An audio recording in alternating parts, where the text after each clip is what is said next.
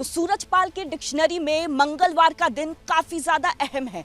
इसी से जुड़ी एक तस्वीर, एक्सक्लूसिव तस्वीर हम आपको अब रिपब्लिक भारत पर दिखाने वाले हैं। 6 अगस्त 2024 यानी अगस्त का पहला मंगलवार को एक बार फिर से बाबा के सत्संग का आयोजन होने वाला था।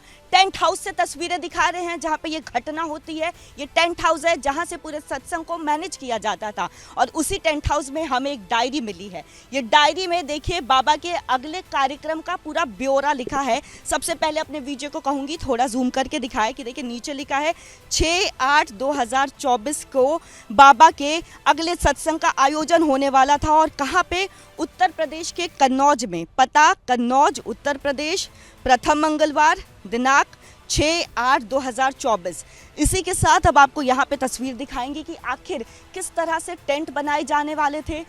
यहाँ पे सबसे बड़ा लूप होल निकल के सामने आ रहा है। पहले तो आपको दिखाएंगे कि देखिए 6 फीट ऊंची मंच बनाने वाले थे, साथ ही साथ एक सिंहासन की प्लानिंग थी। मंच की ऊपर वाली रेलिंग को लगाना था, मंच के नीचे वाली रेलिंग को लेकर के यहाँ पे ब्यूरो दिया हुआ है। साथ ही साथ 450 सीलिंग का टोटल पंडाल लगवाना था। 450 सीलिंग के पंडाल में बिछाई लगानी थी। मेन गेट जो है वो एक ही दिया गया है कि एक ही मेन गेट बनेगा। इसके पहले भी जो देखिए भगदड़ का मेन कारण जो निकल कर सामने आया था वो ये था कि प्रॉपर प्लानिंग नहीं थी टेंट में, जिसकी वजह से मेन गेट जो है, एंट्री गेट की बात करें, एग्जिट गेट की बात करें, एक ही गेट थी, जिसकी वजह से भगदड़ जो है मचती है क्योंकि सारी भीड़ एक ही जगह आ जाती है। उसके बाद भीड़ पूरी तरह से अनियंत्रित हो जाती है। लेकिन साथ ही साथ देखिए मेन गैलरी को पाइपों से बैरिकेडिंग करनी थी। जो मेन गैलरी है वहाँ पे पाइप से बैरिकेडिंग करती बाबा की सुरक्षा के लिए। साथ ही साथ वापसी गैलरी को कनौतों से बैरिकेडिंग करनी थी। जो वापसी गैलरी है जहाँ से बाबा को निकलना था बाहर, वहाँ पे कनातों के जरिए बैरिकेडिंग करनी थी। तो इस तरह का ब्यौरा यहाँ पे लिखा हुआ है।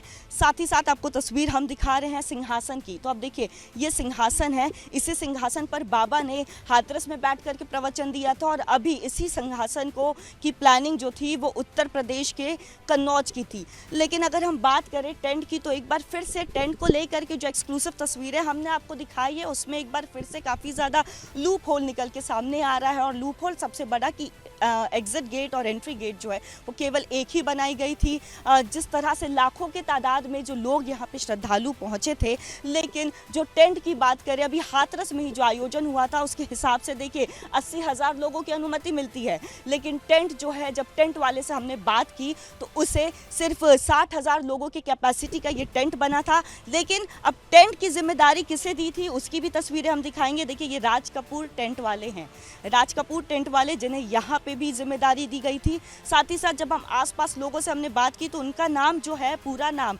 जो लोग बता रहे हैं गांव वाले, उनका नाम है राज कपूर जाटव।